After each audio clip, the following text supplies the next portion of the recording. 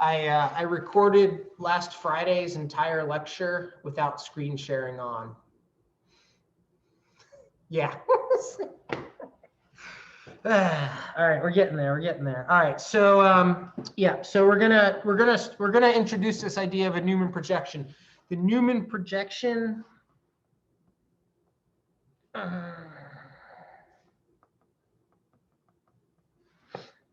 helps us see sort of the differences between conformers.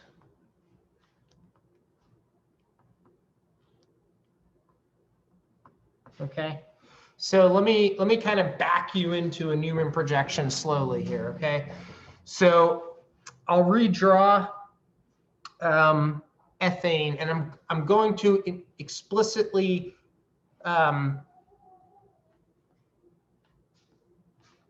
move very slowly here. So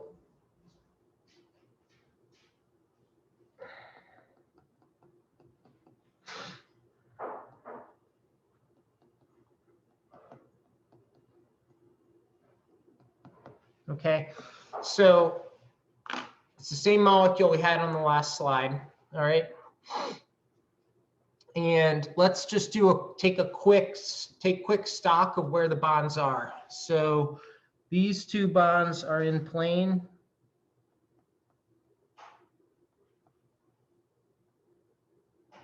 Okay, these two are coming out.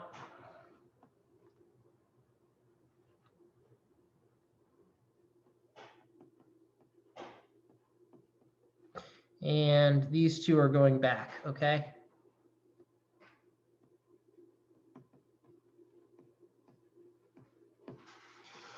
And so what I'm going to do then is imagine that I'm going to look down the carbon-carbon bonding axis. So they typically represent this with like a little I, as in like EYE, and then we're going to look down this way, okay? And so you might be able to just do that in your head. Another way to think about it is that I'm taking the carbon that's on the left, holding the one on the right in my hand, and kind of moving it behind, okay? So like going like this, okay? And so if I do that rotation, what I get to is this. So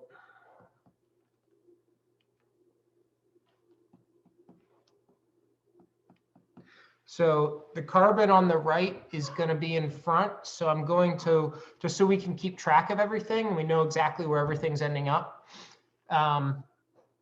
Let's see what's going on here.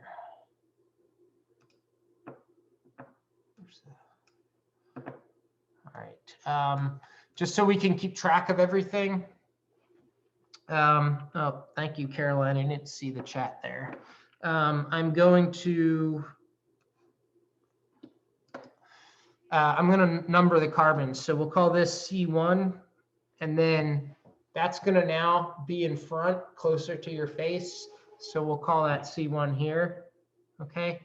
And then I want to be able to keep track of the hydrogens. Even though they're the same, for the sake of this discussion, it's useful to know, we want to know exactly which atom ends up where. So we can call these A, B, and C, okay? And so A is easy, that one stays on top. That's gonna be here. And then, again, I'm rotating it back, so B is gonna be going off to the right, and then C goes off to the left, okay? So that's kind of the translation of the perspective. Hopefully you can follow that. And so now we're looking right down that carbon-carbon bonding axis. And so the second carbon, C2, is going to be directly behind C1, okay? And there's a little bit of a, we have to do a little bit of, you know, sort of gymnastics in terms of our drawing. Because C2 is right behind C1, if I'm looking straight down, I'm obviously not going to see it in the representation. And so the way we deal with that is we typically draw the carbon behind the front carbon as a circle, okay? So this circle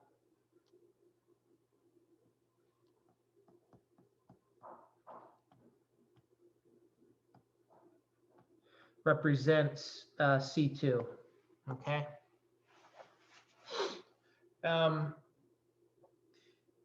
then we have to do a similar thing with the hydrogens that are attached to C2. So we have A, B, C. We'll call these D, E, and F, all right? And if we just limit our thinking to sort of HA and HD, we said that those bonds connecting to the carbons are in plane. And so it's this similar type of situation where if I'm looking right down, the C1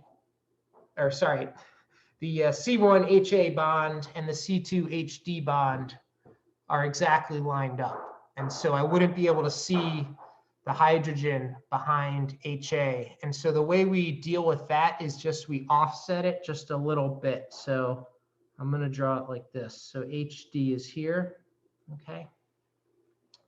And then I can work my way around from there. And so HE is going to be here. And HF is going to be here. So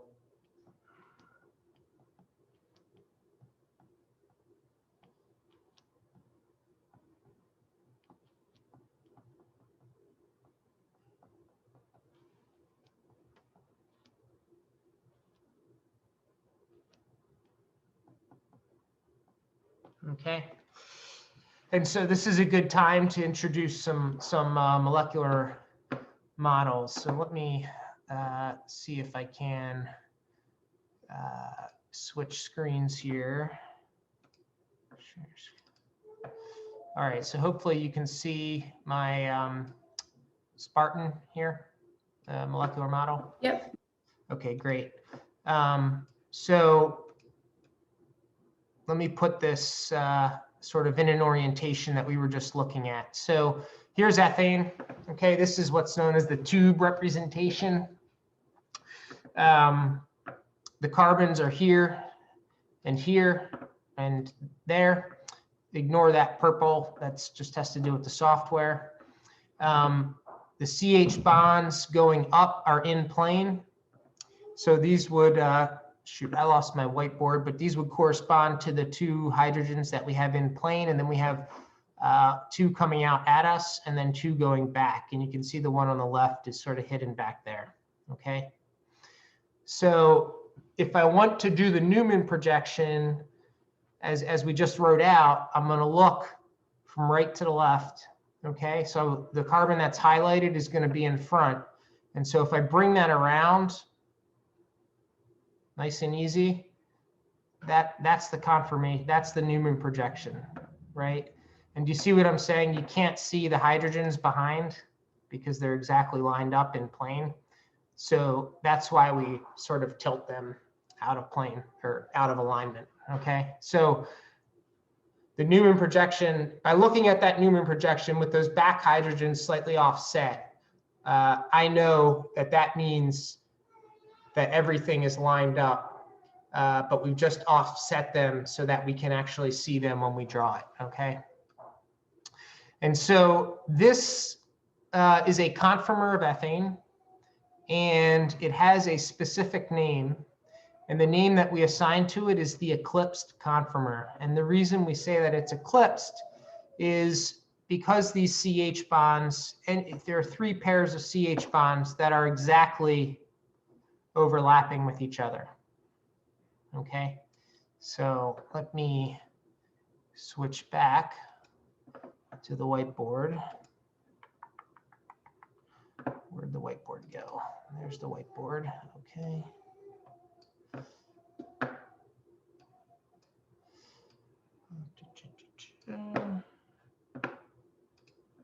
Okay, so this is the eclipsed conformation of ethane. Okay, so the pairs of protons, HA, HD, HB, HE, and HC, HF are aligned. Okay.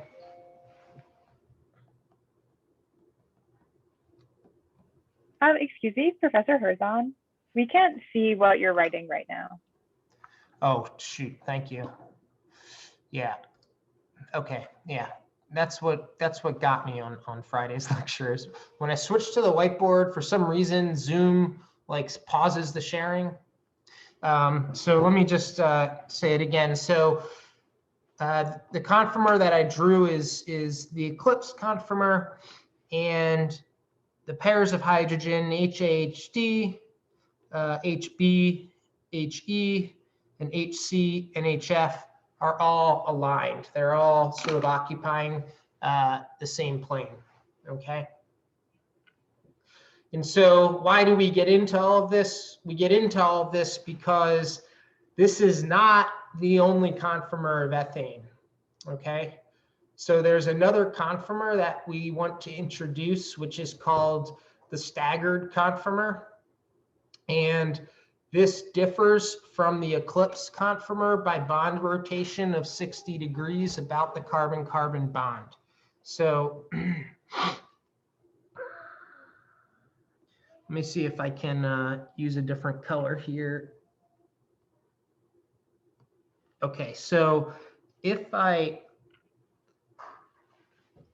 going to hold C2 fixed in place, okay?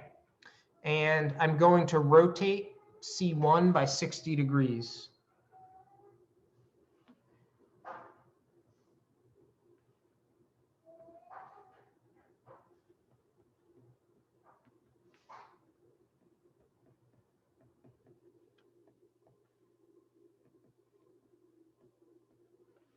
Okay, so I'm rotating about that carbon-carbon bond by 60 degrees. All right, and if I do that, so I need to redraw the structure. And so what I'm going to do is I'm going to rotate in the direction of the red arrow. And so when I do that, HA is going to go back, okay? HC is going to come forward, okay? And then HB is going to come forward. So let me redraw that here. And I'm going to, I'll try to explain this once you see it. Hopefully I can help to clarify it.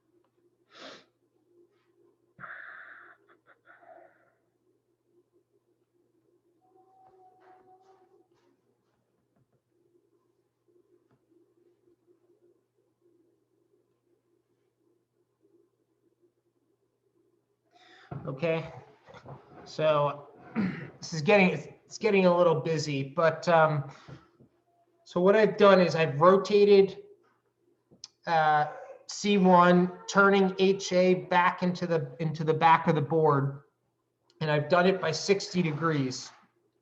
And so if we then go to the Newman projection,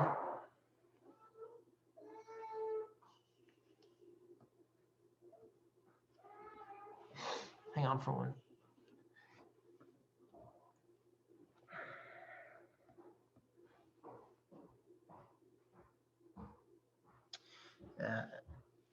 Just erase that. I'm going to then translate that to the Newman projection. And I'm going to actually draw C2 first because we didn't do anything to it. So we can just kind of pick up with where we were, or draw it the exact same way. So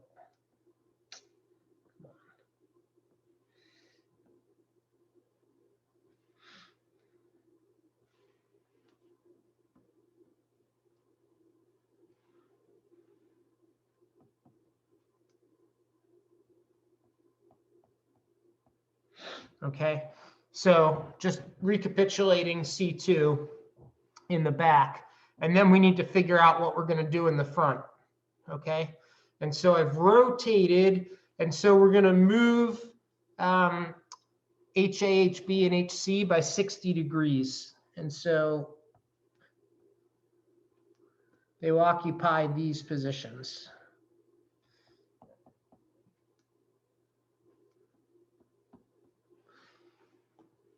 Okay, so just give you a second to digest that.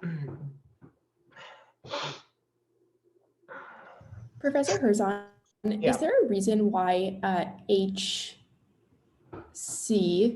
is like, right, like in the previous projection, like it was kind of like, they were all kind of like equal, if that makes sense. And like now HA and HC are like very close together. Is there a reason for that? No, that's just, yeah, it's just not, there's no reason. I can spread them out, but yeah, just okay. in the drawing, they kind of came together. I'll show you it on Spartan here again. So, and you'll see that they're all maintaining the same sort of orientation and bond angles. So let me see if I can just move this over to the whiteboard. It might be a little more efficient. Can you see the Spartan coming in? No. No? No.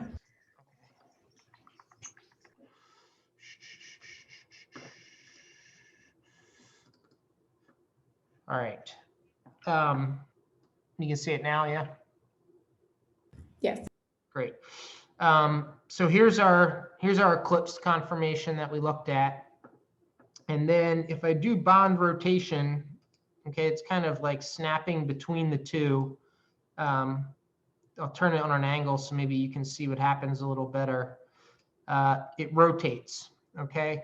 And so the hydrogen, let me go over here. The hydrogen that is yellow has rotated to the left. And if we play with this looking straight down the models, that rotation is 60 degrees. Does everyone see that? So if I'm looking right at carbon, you know, the carbon is tetrahedral in 3 dimensions, but looking at it end on, the hydrogens are spaced by 120 degrees on an individual carbon. And so if I do a rotation sort of halfway, that is 60 degrees, okay? And so this conformer also has a special name, and we call this the staggered conformation because it's staggered. What's important to know is that the two conformers, the eclipsed and the staggered conformers, have discrete energies. Does anyone want to venture a guess as to which one might be better, lower in energy? Yeah, staggered. The staggered, exactly. One of the very challenging questions is why. And so I'm going to give you an explanation. It's one explanation. Fact of the matter is actually quite complicated. There was a physical chemist at Yale named Ken Weiberg. This guy was a scholar. He's like the kindest individual I've ever met. I used to share a lab with him when I started. And he was 83 years old and doing experiments at the bench. It was pretty awesome. Subsequently, he's gone emeritus and retired, but he's actually still running calculations. He does a lot of computational chemistry. He's running calculations out of like his senior home. I said, you're the only one that's going to be doing solving wave functions at the home. But anyway, so all that is to say is Ken spent a lot of time in his career actually trying to answer that question, like why is the eclipse conformer actually lower in energy? The fact of the matter is or the staggered one, excuse me. The fact of the matter is it is, and the explanation we're going to use is that you're putting the electrons in the CH bonds as far away from each other as possible. So remember the Vesper model, we said carbon wants to be tetrahedral because the CH bonds on an individual carbon in a Vesper model in a tetrahedral arrangement are as far as possible from each other. The electron density in those bonds are as far as possible from each other. So this is kind of an extension of the Vesper model. We're saying, okay, now we're not talking about hydrogens bound to the same carbon. We're talking about hydrogens on adjacent carbons. But it's the same argument. We want to put that electron density in those bonds as far from each other as possible. And so this is the staggered.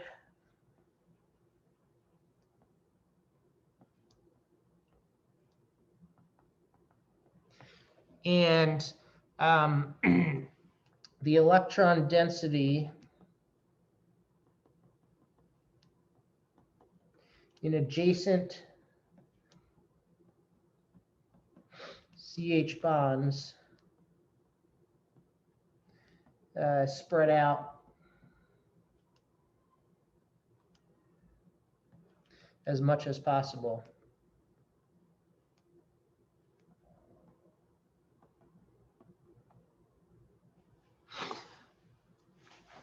I'll tell you another funny story about Ken. So he used to work in the lab, and this is like one of my first students. We were making this reagent known as diazomethane, which we'll learn about. It's a very useful reagent, but it's also explosive. And so when you make it, you typically do it on small scales.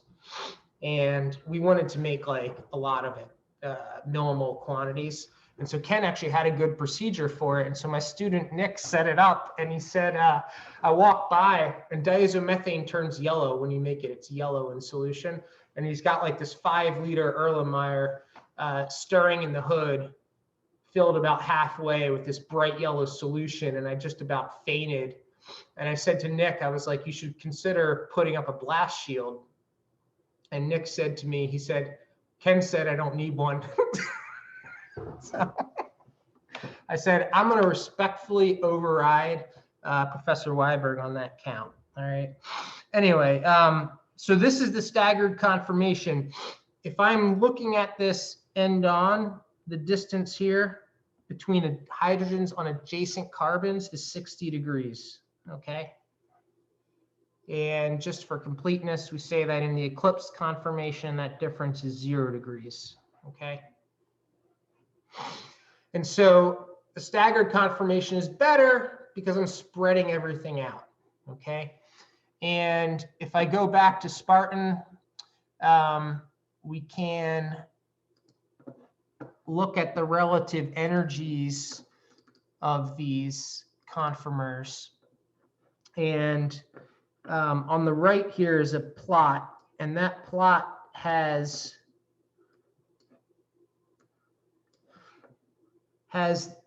the relative energy of the conformers as a function of this rotation, okay? And so the staggered conformation that's shown is circled at the bottom.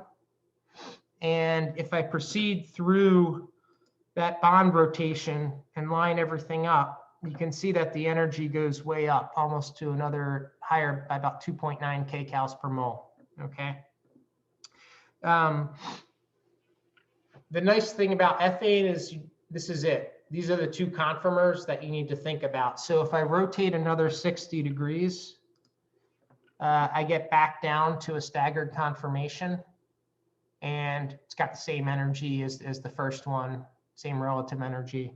If I keep going by another 60, I'm back up at the same eclipsed conformation. This is because all the hydrogens, of course, are equivalent, right? So you sort of eclipse staggered, eclipse staggered, eclipse staggered, and that's the end of it, okay?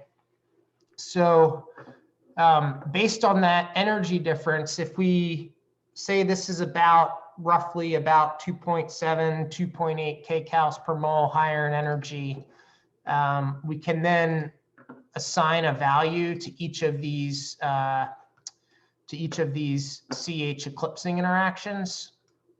And so let's call it 2.7 and then divide by 3. And so what we're going to end up with then is about 0.9 kcals per mole for each CH eclipsing interaction. So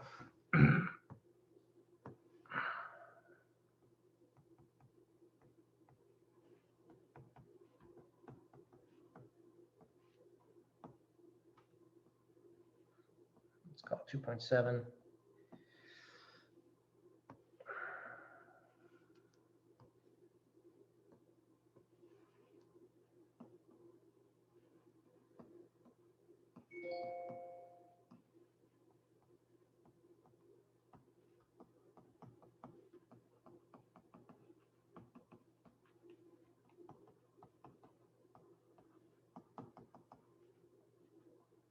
Professor, when you're referring to the higher in energy, are you referring to the staggered conformation or the eclipse conformation?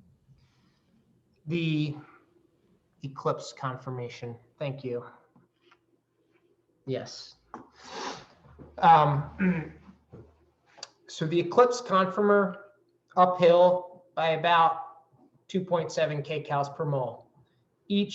Therefore, each CH-CH eclipsing interaction is worth about 0.9 kcals per mole. Okay. It's useful. These are numbers that are useful to commit to memory, just because it can help you to very quickly sort of parse out the relative energies of different conformers. And as we get sort of further along at the end, I'll sort of give you a short table, 4 or 5 numbers that are just very useful to carry around in your head. But this is one that this is the first one. Okay. I'm sorry, by yeah, that you mean like every time a CH is like over another CH. Like, so like if this were to just be like, if the other bonds were to be like staggered, then it would, like, obviously that wouldn't probably be possible, but like, then it would be like only 0.9 kcals per mole for that particular interaction. Exactly. Okay. Exactly. So for example, if I don't want to get too far afield here, but if I hypothetically, not hypothetically, if we talked about methanol, where you've only got one H on the oxygen because of the change in valence, if you were to consider the Newman projection, and I had my oxygen in front, my carbon in back, it'd be exactly what you're saying. We'd say that there's only one CH bond that now can eclipse, and you're about 0.9 kcals higher. Yeah. So, all right. So, yeah, congratulations. That's the easy one. All right. Now we're gonna add some carbons, and things are gonna get a little bit more hairy, but hopefully we can get through it successfully together. So we'll talk about butane. I know that's the one you've been waiting all morning to hear about.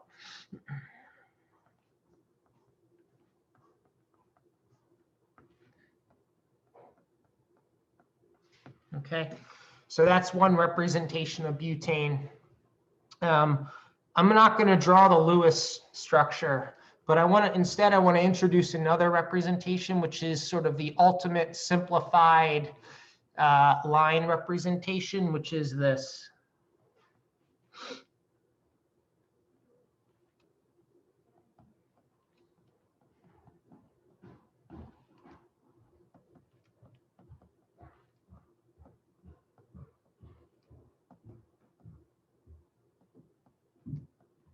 Okay, so all of the CH bonds, so that simple, lightning bolt is butane. All of the CH bonds in the molecule are implied in that representation. And this is the one that, as sort of practicing chemists, this type of representation is what we use the most because it's easy.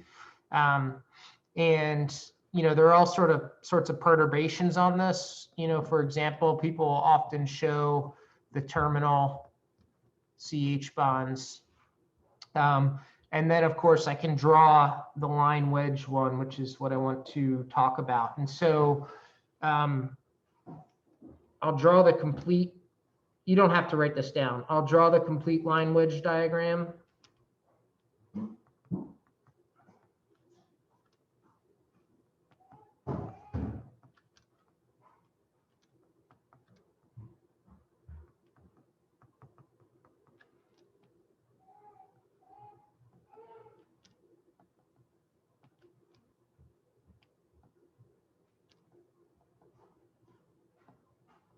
Okay. But again, in the interest of sort of showing these in ways that we can easily manipulate and think about, we're going to even simplify this one a little bit. So, and this one you should write down. So,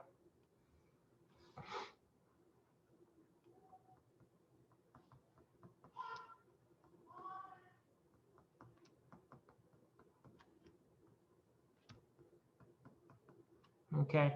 So this is the one we want to consider right now. Okay.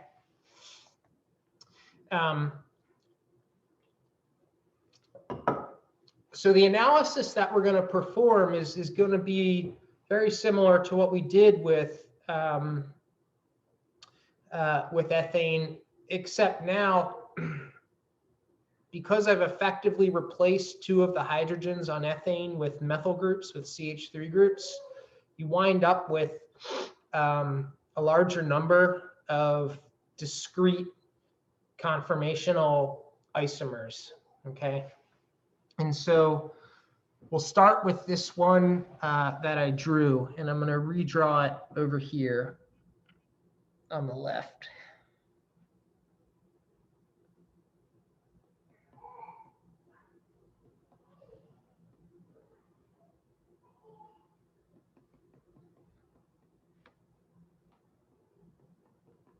Okay. And let's label things so we can keep track again. So we'll call this carbon on the right C1, this one on the left C2. Call the H going back HA, this one's HB, and then HC and D, and then I've got my 2 methyl groups, okay? So I want to make the same type of line of Newman projection. So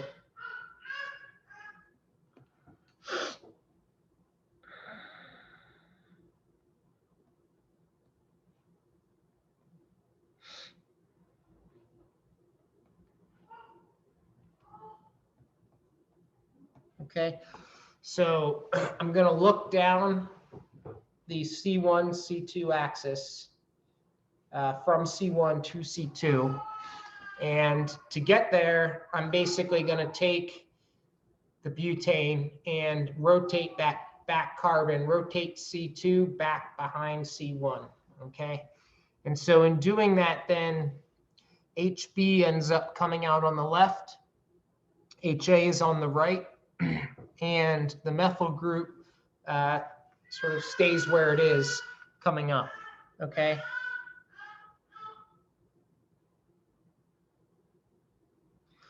And so then I need to pencil in what's going on in the back. And so HD is going to come over to the right, and HC will come over to the left. And then the CH3 group that's attached is going to be going down. And so in the back here is C2, okay? So let me go over to Spartan and show this to you.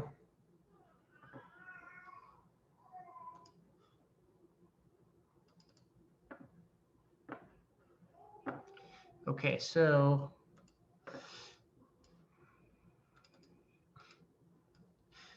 here's butane, and I think I had it like this.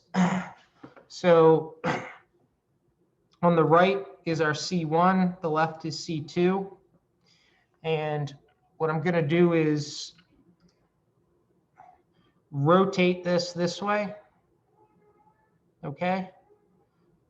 So now my front methyl group is going down. The hydrogen that's coming out at me, this one right here, is going over to the left. The one that's going back in the side view, ends up on the right. The back methyl group is easy, that stays up. And then the hydrogen on that left-hand carbon that's going back ends up going off to the right, okay? And so I'm looking, so this is my Newman projection. Everybody see that? It takes a while, you know, if you see it, great. If you don't, I'd encourage you just to practice with it. If you have the models, once you sort of get the hang of flipping these things around, you'll get it for sure.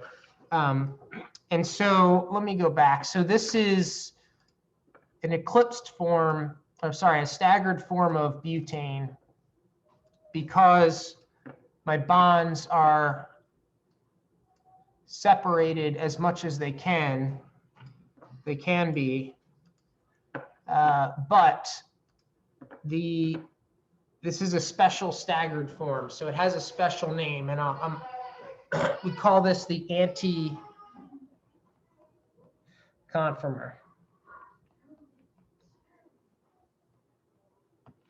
Okay.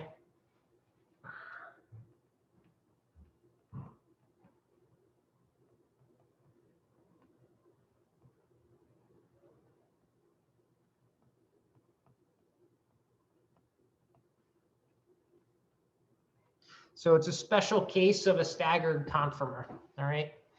And the reason we call it anti is because the two methyl groups at the ends of the molecule are anti with respect to each other. They're 180 degrees.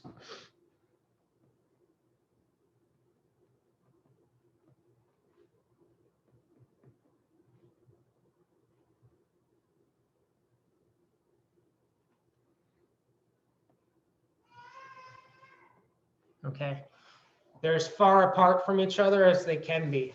Okay, so we don't need to go any further. We can, I mean, we'll go further, but we can just qualitatively sort of anticipate where this conformer might lie on the energy diagram. Okay, so for ethane, we said that the staggered conformation was lower in energy than the eclipsed. We have the same situation here, so that's great. And the two methyl groups are as far as possible, as far from each other as they possibly can be. Okay, and so if we think about those methyl groups as giant, you know, blobs of electron density, we want to get them away from each other. And so this turns out to be the single lowest energy conformation of butane. Okay.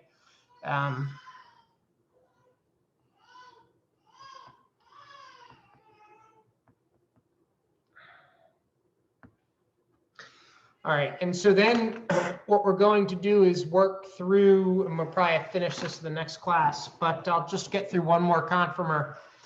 We're going to start to rotate about the C1, C2 bond in 60-degree increments, okay? And so let me put another color up here.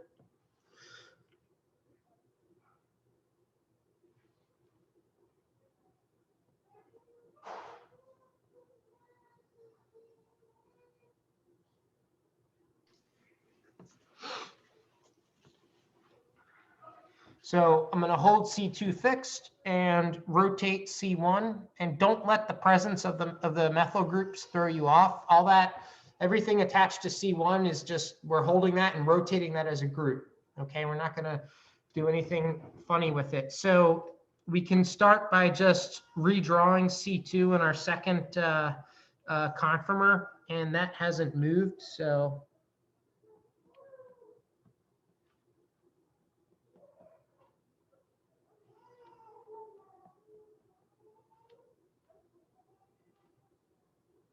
okay. But what has changed, of course, are the positions of the substituents on C1. And so I'm rotating back. And so now the methyl group is going back into the board. HB is coming up. and then HA is going down, okay? And hopefully right away, what you can identify is that we've entered sort of an eclipsed conformer. You can see that the C2 CH3 bond and the C1 HA bond are coplanar, right? As are the other pairs of bonds, okay? And so I'm going to draw this out in my Newman projection. And so again, the key to sort of interconverting, between these conformers and the different representations is really kind of to move slowly, change one thing at a time. Ask yourself, what hasn't changed, because I can quickly redraw that and then use that as a sort of a foothold to put in the other substituents. And so what hasn't changed here is C2. And so we can just copy that directly from our first conformer, okay?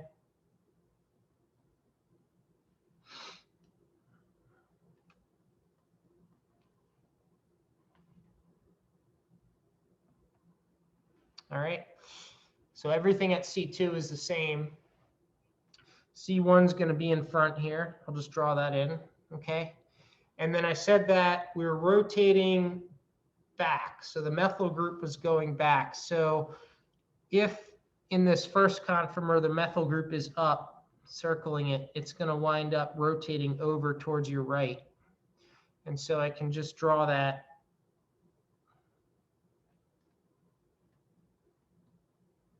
like that. And then you can, once you sort of get that first substituent in, you kind of can use that to sort of build up the other two. So then HA is going to be over here, and HB is going to be over here. Okay. And so this is an eclipsed conformer.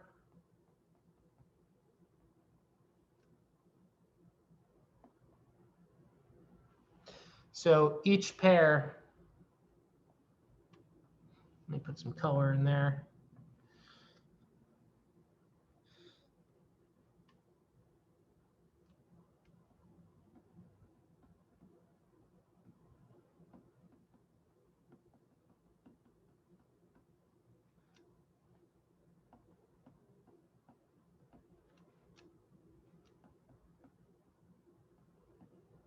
Okay, so each pair of substituents is in the same plane, okay?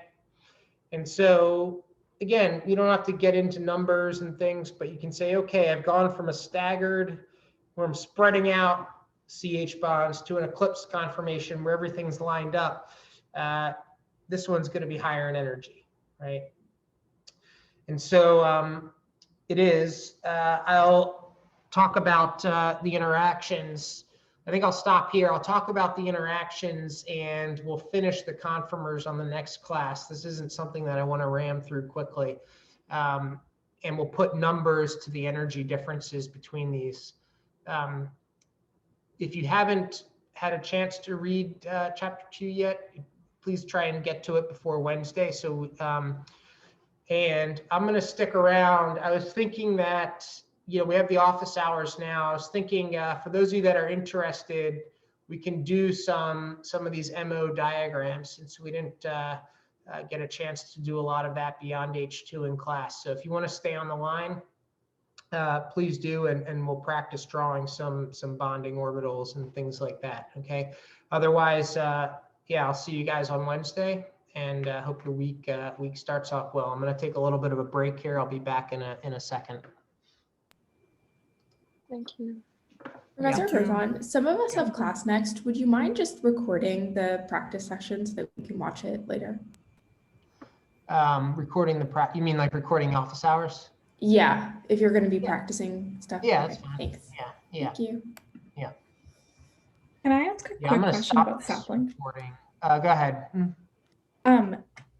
Every time, I don't know if this is just me or if other people are having this issue, but I was trying to access the chapter 1 practice problems on Sapling or like homework problems, and it doesn't load for me. And I'm wondering if it's because there wasn't like a date that it was opened to students. It might just be me. I can take a look, although someone asked me a question about the problems, so I think they're accessible, but I'll double check it. I don't know if it's like browser or something too. It could be, yeah, Okay, thank you. no problem. Also, are the first 4 chapters all due on the same day for a reason? Sorry, can you say it a little louder? The first 4 chapters are all due the 26th. Is that? Yeah, so basically like Sapling is due, everything, before an exam is due at the exam. Okay.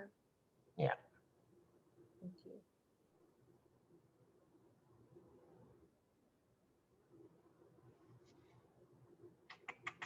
All right, I'll be right back. I just need to send a quick note and I'll come right back.